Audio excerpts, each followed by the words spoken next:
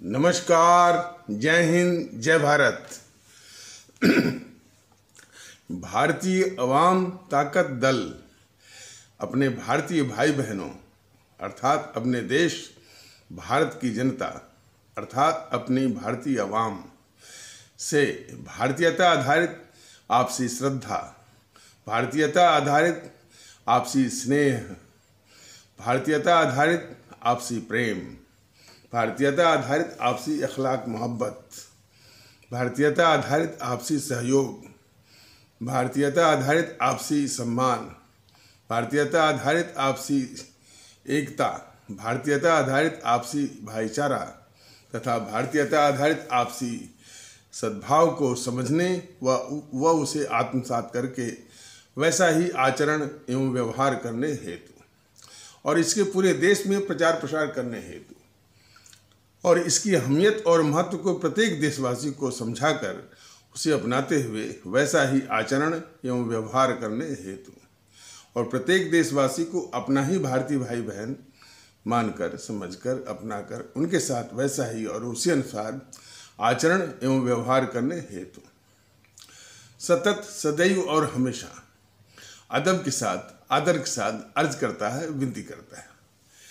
अब यह एपिसोड 457 ए भी हमारे देश की जो आत्मा है हिंदी, उसी को समर्पित है और उसके विषय में हमारे इन राजनीतिक दलों और अब तक के शासन चलाने वालों ने और ख़ास करके जो राष्ट्रवाद का मुखौटा लेकर के वोट बटोर रहे हैं, वो कैसा बर्ताव कर रहे हैं इस हिंदी के साथ, उसका भी एक परिदृश्य पेश करने की कोशिश की जाएगी। जैसा कि बताया गया है कि हमारे आचार्य विनोबा भावे का जो लगाव था, उनके इस उद्गार से बिल्कुल परिलक्षित होता है कि जब वो कहते हैं, जबकि उनकी मातृभाषा मराठी थी, ये भी जान लीजिए, यानी जरा भी आभास नहीं होने दिया कि उनकी किसी की कोई भी माने किसी भी भारतीय भाषा में हमारे भारतीय भाई बहन का कोई भी जो है वो मातृभाषा हो, लेकिन राष्ट्रीय भावना और राष्ट्र के प्रति सम्मान और हिंदी के प्रति सम्मान का उद्गार जो है वो देखने को मिलता है। तो हमारे आचार्य विनोबा भावे जब ये कहते हैं कि मैं विश्व की सभी भाषाओं की इज्जत करता हूँ, हिंदी की इज्जत न हो ये मैं बर्दाश्त नहीं कर सकता। देखिए इनका लगाव और हिंदी के प्रति जो है और हिंदी के सम्मान के प्रति कितनी उत्कट इनकी प्रतिबद्धता परिलक्षित होती है। और कुछ नमूने जिन लोगों ने अब तक शासन किया है छल कपट से, उनके भी नमूने जरा देख लीजिए। एक नेहरू था जिसकी गद्दारियों के विषय में भारतीय जनता दल बराबर देश को अवगत करा रहा है। वह हिंदी के विषय में क्या बोलता है, वैसे लोग बताते हैं कि वो अंग्रेजी में ही बोलता था, अंग्रेजी में सोचता था, और वो वैसे तो वो इस देश का था भी नहीं। वो तो जब हिंदी की बात आई तो उसका एक वक्तव्य है कि हिंदी एक जानदार भाषा है, वह जितना ही बढ़ेगी देश को उतना ही फायदा होगा। यह कोई लगाव है, इससे बढ़िया डायलॉग वो अमिताभ बच्चन को थमा दीजिए, वो बोल देगा। कोई लगाव नहीं है इसमें।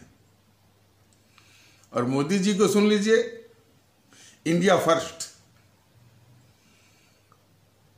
उनको यह आभास नहीं होता है कि हमारा देश, हमारा भारतवर्ष सर्वोच्च, सर्वप्रथम, यानी यह बोलने की आवश्यकता उनको महसूस नहीं होती है।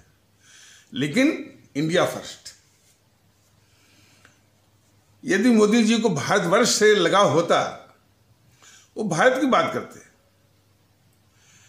भारतीय अवाम ताकत दल ने बराबर चेताया है बीजेपी के लोगों को और मोदी जी को भी कि अवधारणा जो है भारत की है। इसलिए जिन शब्द अपने देश के लिए जिन शब्दों का प्रयोग कभी इंडिया कभी हिंदुस्तान, ये सर्वथा अनुचित है। इंडिया शब्द तो एक आयातित शब्द है, इंपोर्टेड वर्ड है, और हिंदुस्तान कहने वाले वो इस बात का आभास करवाते हैं कि एक पाकिस्तान भी है, इसलिए ये हिंदुस्तान है। तो हिंदुस्तान, इंडिया, ये शब्द जो है हमारे देश को और हमारे देश का जो गौरव है, जो उसकी प्रतिष्ठा है, उसके अनुरूप बिल्कुल नहीं है। हमारा देश सिर्फ भारत है, भारतवर्ष।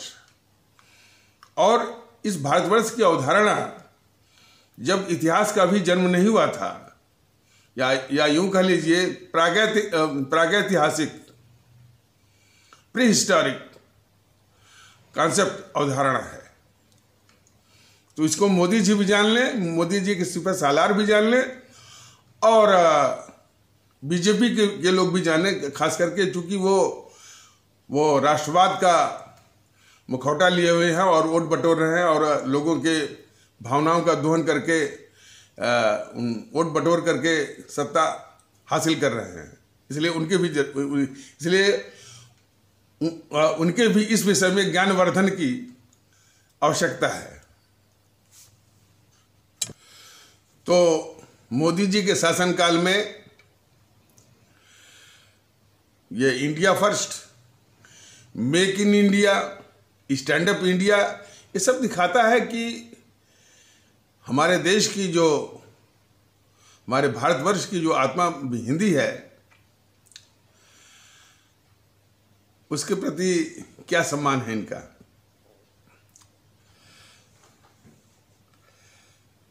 जरा भी ये नहीं सोचा कि भाई ये सारी बातें हमारे देश की अपनी भाषा में, हिंदी में होना चाहिए। तो ये बिल्कुल दिखावा, जिस तरह से इनका राष्ट्रवाद दिखावा पाखंडी और छलने वाले कपटपूर्ण है, उसी प्रकार हिंदी के प्रति इनका सम्मान भी छलावा, कपटपूर्ण और पाखंडी है। और विभिन्न मंत्रालयों के जो संक्षिप्तियाँ आती हैं, संक्षिप्तियाँ से मतलब है जो मजमून आते हैं, जो ब्रीफिंग आती है।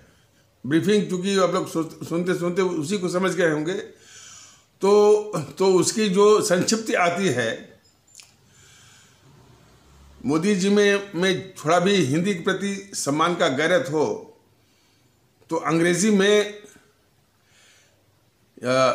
में संक्षिप्तियों को आना या मजमून या ब्रीफिंग को आना अविलंब बंद कराएं, वो हिंदी में ही आना चाहिए। देखिए, पिछले एपिसोड में ये बताया गया था कि हिंदी को एक साजिश के तहत कमजोर किया गया। हिंदी और उर्दू, ये मिश्रित रूप में, ये हिंदी का असली स्वरूप और असली ताकत है। कट्टरवादी तत्वों ने उस हिंदी से, जिस हिंदी का असली स्वरूप था कि हिंदी और उर्दू मिश्रित हिंदी थी, उससे उर्दू के सारे शब्दों को निकाल करके संस्कृत के शब्दों को ठूस दिया, और वो पूर्णतः अग्राह्य हो गई, अटपटी हो गई। एक नुकसान तो वो हुआ। दूसरा नुकसान यह हुआ कि हिंदी विरोध करने वालों को एक हथियार मिल गया कि साहब इतनी अटपटी हिंदी को कौन समझेगा, कौन प्रयोग करेगा, क्या करेंगे हम इसका। और ये समस्या, ये बीमारी यहाँ तक फैल गई कि हिंदी प्रदेश के जो छात्र हैं, विद्यार्थी हैं या प्रतियोगी अभ्यर्थी हैं, वो इस अटपटी हिंदी में जब ये प्रश्न पत्र आते हैं, ये सवाल आते हैं, तो उनको सवाल ही समझ में नहीं आता है कि ये बोल क्या रहा है। तो फिर वो पलट करके फिर वो अंग्रेजी में ही चले जाते हैं और अंग्रेजी को ही उस अटपटी हिंदी की अपेक्षा सुविधाजनक मानने लगते हैं। ये हालत है इनका। और जिस तरह की हिंदी का ये प्रयोग जो हिंदी के नाम पर किया जा रहा है, वो और अटपटा कर देता है। जैसा कि बताया गया है कि कोई ये विधायक का या सांसद का चुनाव का नामांकन भरिए, तो नामांकन दाखिला बहुत जो है एक सामान्य शब्द है, लेकिन चुनाव आयोग ने वो गूगल से चुनाव आयोग के बाबुओं ने गूगल से उठा करके हिंदी डाला हुआ है। नाम निर्देशन किसी की समझ में नहीं आएगा।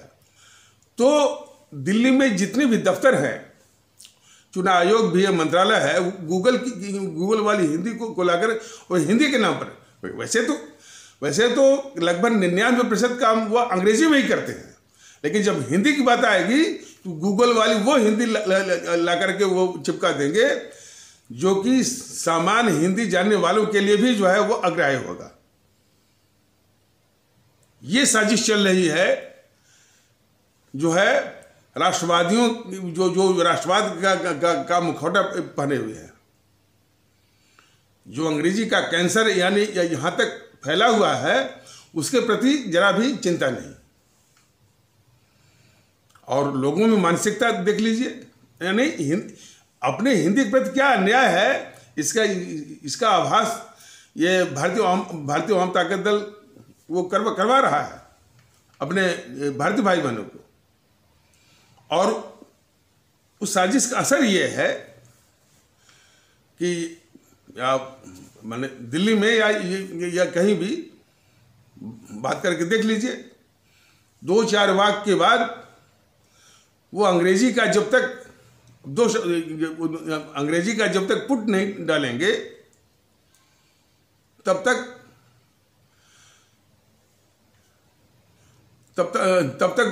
तक वो ये समझेंगे कि ये हिंदी जो है एक लंगड़ी भाषा है, इसको वैसाखी की जरूरत है। अंग्रेजी के वैसाखी के बगैर ये समर्थ अंग्रेजी की वैसाखी के बगैर ये समर्थ हो नहीं पाएगी। इस तरह का वो एक मानसिक संकेत देते हैं। वो बात करके देख लीजिए दिल्ली के लोगों में, या हिंदी के नाम पर वो पाखंडपूर्ण वाला जो है वो संस्कृत में और संस्कृत के कठिन क्लिष्ट शब्दों के यानी शब्दावलियों से भरा हुआ वो हिंदी बोलने की कोशिश करेंगे। इसलिए कहा जाए कि हिंदी की ग्राह्यता जो है वो जो उर्दू के साथ जो मिश्रित जो है हिंदी का, वही असली स्वरूप है और वही असली ताकत है। तो यदि हिंदी को आगे बढ़ाना है तो सबसे पहले काम करना होगा कि फिर से हिंदी उर्दू मिश्रित एक हिंदी के शब्दकोश को या शब्दावली कोश या जिसको अंग्रेजी में कह सकते हैं ग्लॉसरी, शब्दावली कोश को तैयार करके पूरे देश में जितने भी सरकारी विभाग हैं उनमें वो प्रसारित कर दिया जाए, सर्कुलेट कर दिया जाए, मतलब प्रसारित कर दिया जाए कि भाई इसी हिंदी के इन्हीं शब्दों को, इन्हीं अल्फाजों को और इन्हीं वाक्यों का प्रयोग करना है। और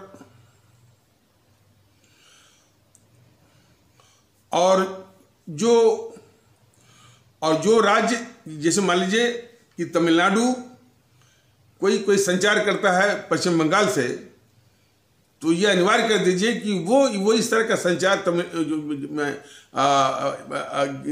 इस तरह का जो संचार जो है जिनकी जहाँ पर मातृभाषा जो है वो यानी ये हिंदी नहीं है, तो जब भी वो सरकारें वो जो है वो संचार करें तो वो हिंदी में करें। और कौन सी हिंदी? जो जिसकी की हिंदी उर्दू मिश्रित वाली जो है शब्दावली कोश तैयार करके प्रसारित किया गया है। तो वो अंग्रेजी में कह सकते हैं जो फिल्टर लैंग्वेज है उसके स्थान पर हिंदी का प्रयोग ये प्रदेश वाले करें, ऐसा निर्देश जो है वो केंद्र सरकार से जानने की केंद्र सरकार द्वारा जारी होने की जरूरत है। अब आ जाइए रोजी रोटी। जितने भी साक्षात्कार हैं वो हिंदी में अनिवार्य करिए।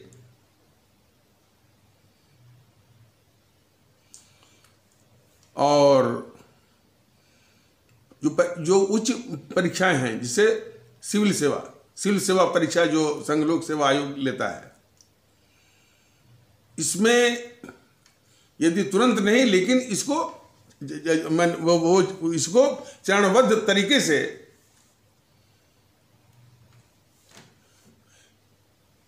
यह लागू किया जा सकता है कि आप जानते हैं कि हिंदी के हिसाब से पूरे देश को 3 क्षेत्रों में बांटा गया है। क क्षेत्र, ख क्षेत्र और ग क्षेत्र। वो अपने देश के वो क्षेत्र जिनकी मातृभाषा हिंदी है, जिसमें आपका उत्तर प्रदेश, बिहार, झारखंड, मध्य प्रदेश, छत्तीसगढ़, राजस्थान, दिल्ली, हरियाणा और उत्तराखंड और हिमाचल इत्यादि उसमें आते हैं।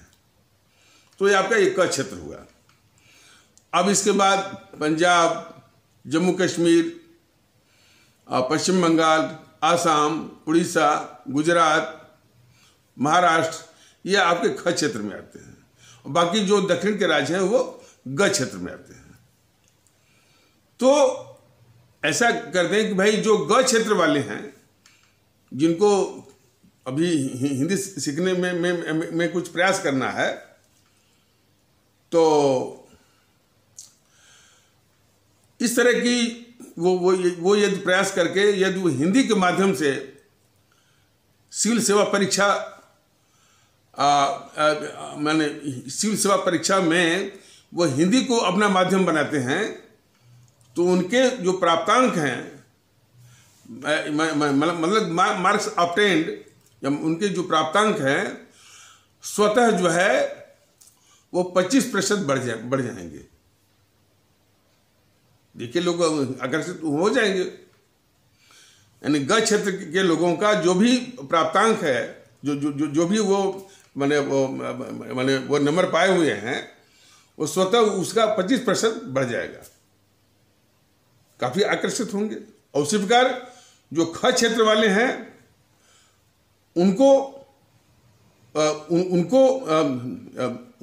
जो आकर्षित करने के लिए या प्रोत्साहित करने के लिए जो भी सिविल सेवा परीक्षा जो कि संघ लोक सेवा आयोग लेता है, उसमें उसके प्राप्तांकों में 15% स्वतः बढ़ाया जा सकता है।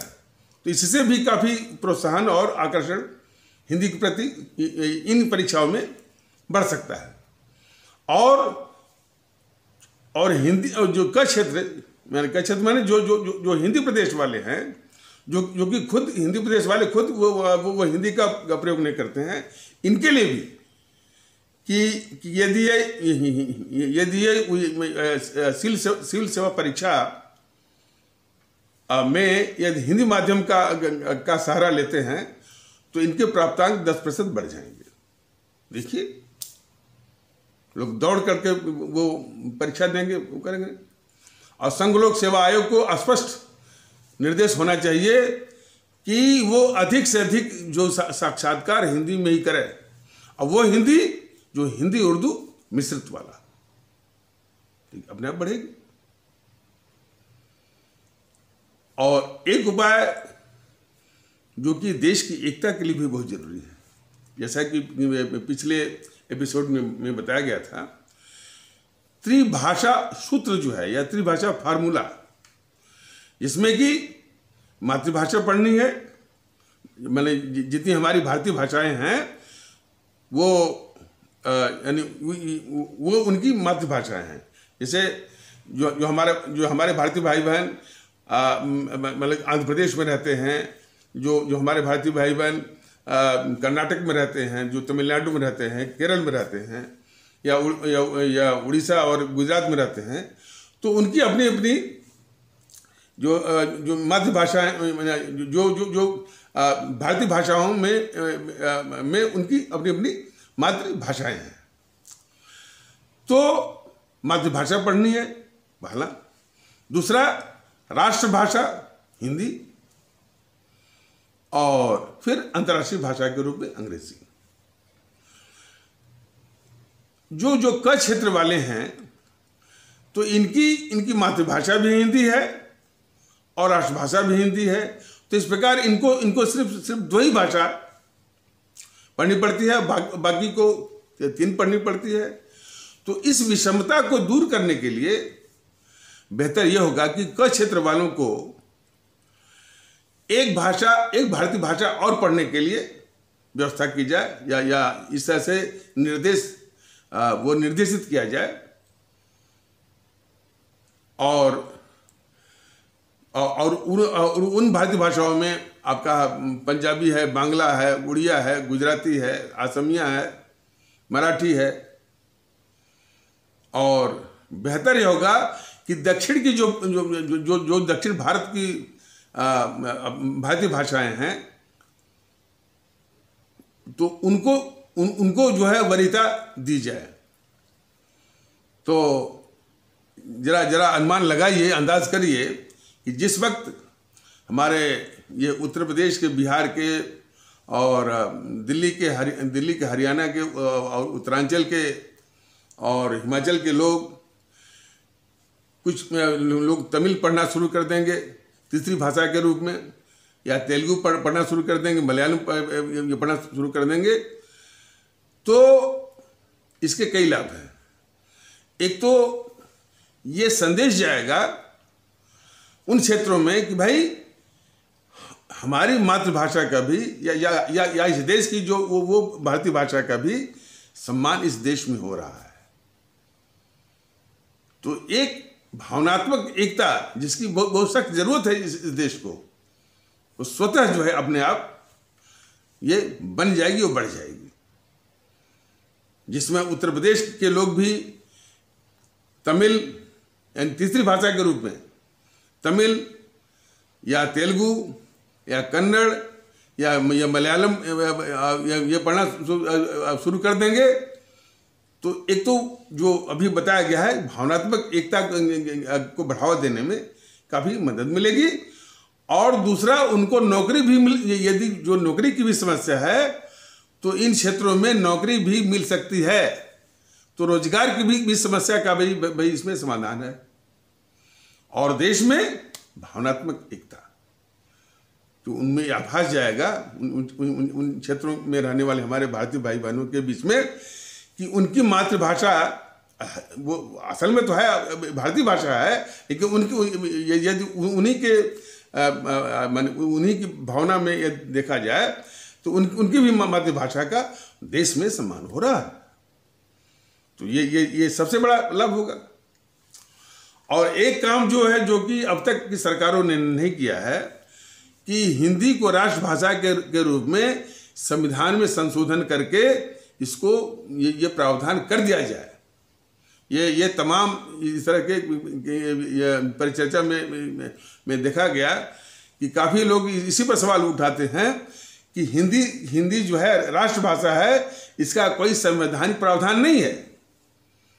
और इसका भी जो है हिंदी विरोधी वो इसका माने लाभ उठाते हैं, दुरुपयोग करते हैं, यह हालत है। तो सर्वप्रथम हिंदी को राष्ट्रभाषा के रूप में संवैधानिक प्रतिष्ठा देने के लिए संविधान में इसका प्रावधान किया जाना चाहिए। तो मोदी जी और बीजेपी वाले कम से कम ये तो कर दें।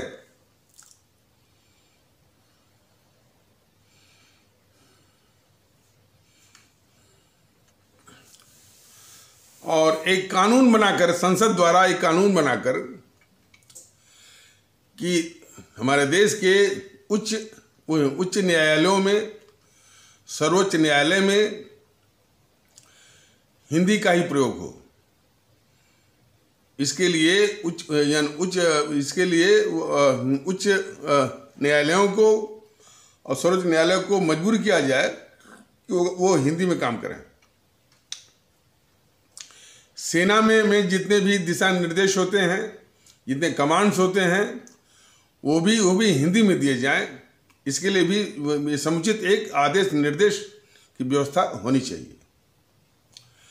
तो इस तरह से जो भ्रांति फैली हुई है कि हाई कोर्ट में वो हिंदी नहीं चल सकती, सुप्रीम कोर्ट में नहीं चल सकती, सेना में नहीं चल सकती, ये सारी भ्रांतियों को दूर करने की आवश्यकता है। और सर्वप्रथम तो जो मंत्रालयों में जो मजमून आते हैं, जो संक्षिप्तियां आती हैं, ब्रीफिंग आती है, वो तो अविलंब जो है वो अंग्रेजी में बंद करके हिंदी में ही आनी चाहिए। और मंत्रालयों में जितने कामकाज हैं, जितनी उनकी नोटिंग है, जितनी उनकी टिप्पणियां हैं, सब वही हिंदी। और वो हिंदी मतलब बराबर एक कहा जा रहा है कि वो अटपटी वाली हिंदी नहीं, हिंदी उर्दू मिश्रित वाली हिंदी, जो कि बहुत आसानी से ग्राह्य होगी और सबको इस्तेमाल करने में भी काफ़ी सहूलियत होगी, आसानी होगी। और हिंदी के प्रति सम्मान भी बढ़ेगा उसका प्रयोग करने में। और कम से कम देखिए, आचार्य विनोबा भावे का जिक्र बार बार आता है जब भी हिंदी की बात आती है। आचार्य विनोबा भावे आत्मा से बहुत पवित्र थे और बहुत महान, बहुत बड़े संत थे। उनका संदर्भ उनका जिक्र जो है एक बात में और आता है, क्योंकि उन्होंने रूहुल कुरान लिखा है। अब देखिए, जब रूहुल कुरान लिखा तो किसी ने भी आपत्ति नहीं किया कि चूंकि उन्होंने रूहुल कुरान लिख दिया तो कुरान जो है अपवित्र हो गया, नापाक हो गया। ऐसा नहीं है। और बड़ी अच्छी बात है, और हमने भी पढ़ी है। आचार्य विनोबा भावे के द्वारा लिखी हुई रूहुल कुरान में मैंने पढ़ी, और उसी से तो हमको कुछ आभास हुआ कि भाई हर एक पंथ कितना महान है। तो ये तो जो देश में अस्थिरता फैलाने वाले, नफरत फैलाने वाले तमाम कि कुरान पर कुछ कह दिया तो बंगलोर को फूंक दो, कोई फोटो चिपका दिया तो हिंसा कर दो। ये संकीर्णता और अपने समाज में को कमजोर करना, भेद विभेद फैलाने वाले जो कट्टरवादी तत्वों का ये काम है। लेकिन जब कट्टरवादी तत्वों का नाम लिया जाता है तो समस्या वहीं तक नहीं, इन कट्टरवादी तत्वों को ये राजनीतिक दल पालते हैं। इस्लाम आस्था के जो कट्टरवादी, हिंसक और उपद्रवी तत्व है उसको जेएनपीसी पालती है। हिंदू सनातन आस्था के जो कट्टरवादी और हिंसक तत्व है उसको बीजेपी और बीजेपी के जो और भी फ्रिंज माने जो उसके सहायक तंजीमें हैं, जैसे आप विश्व हिंदू परिषद वाले, आरएसएस वाले पालते हैं। तो समस्या इन कट्टरवादी तत्वों से है। वैसे हमारा देश भाषा को लेकर के कोई समस्या नहीं, इन समूह ने समस्या पैदा की है। जरा देखें नहीं, जब अंग्रेजों के खिलाफ आज़ादी की जंग लड़नी थी तब उसमें माध्यम वो हमारा हिंदी था। और जब आज़ादी हासिल हो गई, मिल गई, तो फिर आकर के वो अंग्रेजों को तो भगा दिया। फिर उन्हीं की भाषा अंग्रेजी जो है हिंदी को दाब करके वो रानी बनकर बैठ गई। तो इन्हीं काले अंग्रेजों के द्वारा ये काले अंग्रेज इस देश को और इस देश की जितनी भी हमारी मान्यताएं हैं, हमारी जो आत्मा से संबंधित रखता है, उसको बहुत दुख दे रहे हैं। ये काले अंग्रेज में सबसे बड़ा काला अंग्रेज कौन है? जेएनपीसी, गांधी नेहरू परिवार, चंडाल चौकड़ी। और बीजेपी भी काले अंग्रेज का एक नमूना है। अभी बताया गया, इंडिया फर्स्ट कहने वाले कभी भी इस देश के नहीं हो सकते हैं। भारत को सर्वोच्च कहने वाले ही जो है उनसे लगेगा कि हाँ भाई वो इस देश को, भारतवर्ष को और भारतवर्ष की जो आत्मा है हिंदी को सम्मान देने का जज्बा रखते हैं। लेकिन इंडिया फर्स्ट कहने वाले और मेक इन इंडिया कहने वाले, स्टैंड अप इंडिया कहने वाले कभी भी यह नहीं कहा जा सकता कि वो हिंदी को सम्मान देने के लिए मन से तैयार है। हिंदी को लेकर के जो संगणक है या जो कंप्यूटर है, इसमें भी तमाम उलझने हैं। सारे उलझनों को दूर करके, यानी कॉम्प्लिकेशंस हैं, दूर करके उसको सरल से सरलतम बनाने की आवश्यकता है। तब जाकर के लोग वो आकर्षित होंगे वो हिंदी की ओर। आप हिंदी टाइपिंग करके देखिए। और एक तो हिंदी में जो शुद्धता है, जो वैज्ञानिकता है, वह कहीं और नहीं मिलती है। दिल्ली में जो हिंदी का प्रयोग होता है, न तो उनको बड़ी ई का ज्ञान है, न तो छोटी ई का ज्ञान है, न तो बड़ा ऊ का ज्ञान है, न तो छोटा ऊ का ज्ञान है। ये बहुत दुर्भाग्य की बात है। वही वो अंग्रेजी जो दादा परदादा ने उसका उच्चारण बना दिया है, यदि उससे इधर वो उच्चारण करिए तो कहने नहीं, उसका सही उच्चारण ऐसा बोलिए। जैसे लिखा रहेगा लेफ्टिनेंट, अब यदि आपने लेफ्टिनेंट कह दिया तो लोग हंसी उड़ाएंगे, भाई नहीं ये तो लेफ्टिनेंट है। हिंदी में ऐसी बात नहीं है। हिंदी में तो जो लिखा रहेगा वैसा ही आपको बोलना है, और जैसा आप बोलते हैं वैसा ही लिखना भी है, कोई सामंजस्य नहीं। इसलिए हिंदी जो है विश्व की सबसे सर्वाधिक वैज्ञानिक भाषा है। लेकिन इतनी खूबियां होने के बावजूद, और सबसे सरल भाषा है, इतनी खूबियां होने के बाद हिंदी अपने ही देश में अंग्रेजी के सामने नौकरानी बनी बैठी है, इन काले अंग्रेजों के द्वारा। काला अंग्रेज, जेएनपीसी, और उसके बाद ये बीजेपी वाले।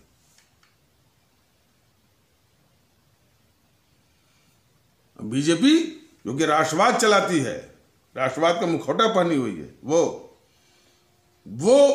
हिंदी की दुर्दशा करने पर उतारू है। तो फिर से कहा जा रहा है कि भाई हिंदी को देश की कई हमारे विद्वानों ने, खास करके, और हमारे देश के चिंतकों ने, जैसे हमारे लाल बहादुर शास्त्री थे, वो बराबर बोलते हैं कि देश को एकता के सूत्र में बांधने वाली हिंदी है।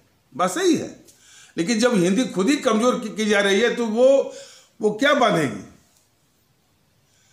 हिंदी को सशक्त करके, और जो हमारे दक्षिण भारत के भारतीय भाई बहन हैं, उनको समझा करके कि हिंदी आपकी भाषा है, राष्ट्र की भाषा है।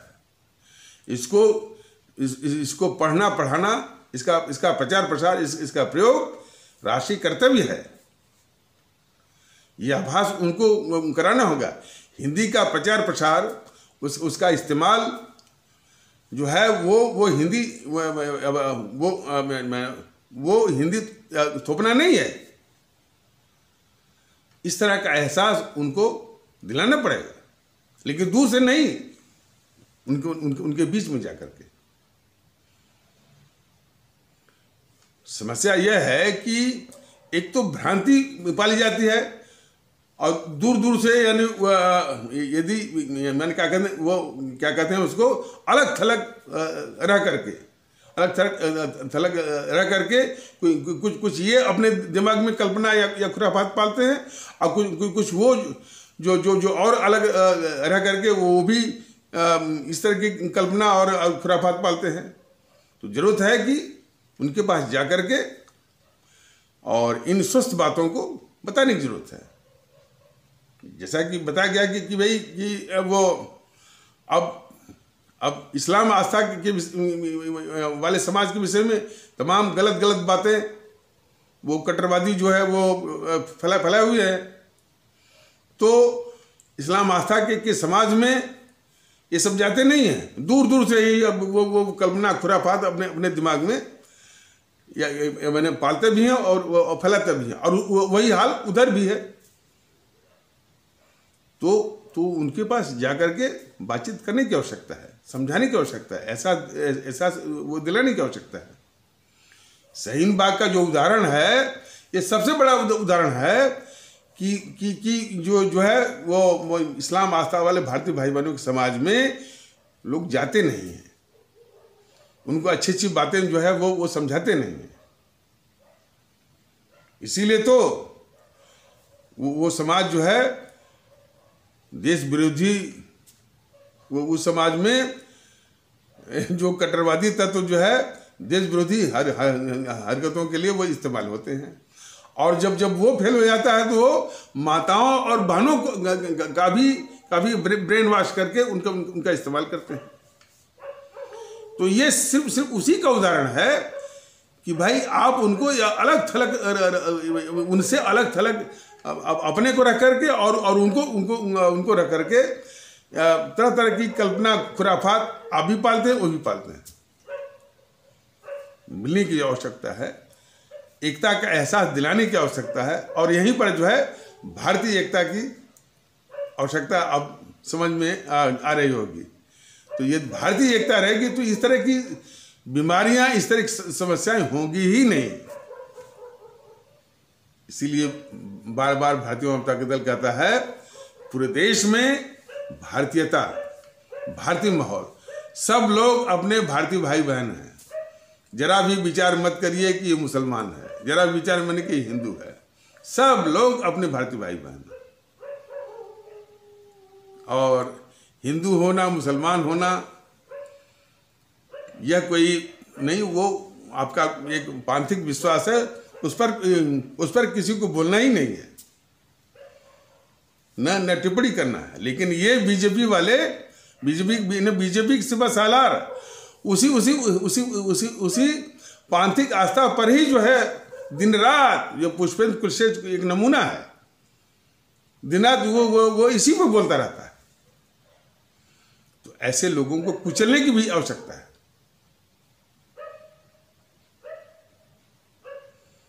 तो काम सरल भी है और मुश्किल भी है।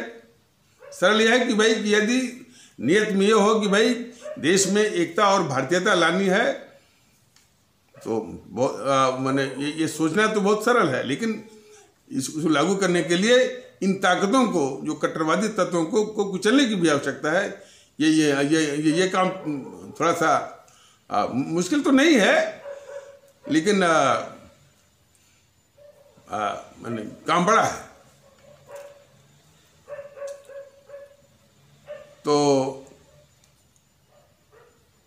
तो ये एपिसोड जो है वो हिंदी कोई समर्पित है।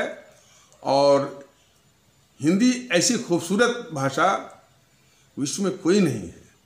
काफ़ी लोग जो है हिंदी के प्रति विदेशों में भी आकर्षित होते हैं। और ये सब जो है, जो काले अंग्रेज, जेएनपीसी और ये लोग, और हिंदी को देखिए संयुक्त राष्ट्र संघ में फ्रेंच उसकी भाषा फ्रेंच जो है संयुक्त राष्ट्र संघ की भाषा हो गई, चाइनीज़ हो गई, अंग्रेजी तो खैर है ही, रशियन है ही, लेकिन इन्हीं कारणों से जो है वो हिंदी जो है संयुक्त राष्ट्र संघ की भाषा नहीं बन सकी। और क्या बनेगी जब अपने ही देश में कुचली जा रही है देश के दुश्मनों के द्वारा, तो विदेश में कैसे मिलेगी उसको इज्जत। तो हिंदी की दुर्दशा करने वालों से यह देश के लोग सावधान रहे, और हिंदी की दुर्दशा करने वालों को हमारे आदरणीय भारतीय भाई बहन उनको दंडित करें। और खास करके राष्ट्रवाद का जो मुखौटा पहने हुए बीजेपी के लोग, मोदी जी और उनको भी दंडित करने की आवश्यकता है। वो तरह तरह की भावनात्मक वो शोषण करके वो वोट बटोर रहे हैं, लेकिन ये ज़्यादा दिन तक नहीं चलेगा। ये वो भी जान लें। देश की सुरक्षा के साथ जो खिलवाड़ कर रहे हैं, इसे देश के दुश्मनों जीएनपीसी और वाम दलों को पाल करके, यह भी सबको जानना चाहिए। हिंदी के प्रति इनका क्या दुर्व्यवहार है मोदी जी का और जो है बीजेपी वालों का, वह भी पूरे देश के हमारे आदरणीय भारतीय भाई बहनों को जानना चाहिए। लेकिन इनकी आंख तब खुलेगी जब ये दंडित होंगे, वो भी मतपेटी पर। तो इनको दंडित से मतलब इनकी और इस तरह के तत्वों की, इस तरह की तंजीमों को, चाहे बीजेपी हो चाहे कोई भी हो, इनको समाप्त करने की आवश्यकता है। इनकी ये ऐसे तंजीमों की जो है वो देश को आवश्यकता नहीं है, बिल्कुल आवश्यकता नहीं है।